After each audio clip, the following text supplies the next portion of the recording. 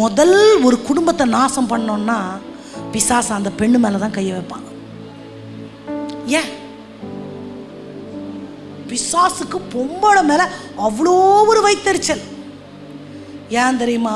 ஆவதும் பெண்ணாலே அழிவது எது தெரியுமா? சாத்தானின் ராஜ்யம் அழிவதும் பெண்ணாலே. அப்படி சொல்லுங்க.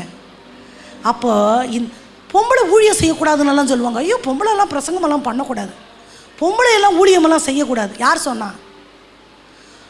மாம்சமான யாவர் மேலும், என் ஊழியக்காரன் மேலும், ஊழியக்காரி மேலும் என் ஆவியை ஊற்றுவேன்னு ஆண்டவர் சொல்கிறார். ஏன் அப்படி சொன்னாங்க தெரியுமா? பெண் ரொம்ப பேசுவாங்க. நான் தான் சொன்னல, ஆண் பேச மாட்டாருன்னு. ஆண் லிமிட்டாக தான் பேசுவார். ஆண்டவரே அப்படி தான் படைச்சி வச்சிருக்காரு. இந்த அம்மா ரொம்ப பேசி ரொம்ப ஆண்டவருடைய ராஜ்யம் ஸ்தாபிக்கப்பட்டுருச்சுன்னா சாத்தானின் ராஜ்யம் அழிஞ்சிரும்ல. அதுதான் பிசாசின் தந்திரம்.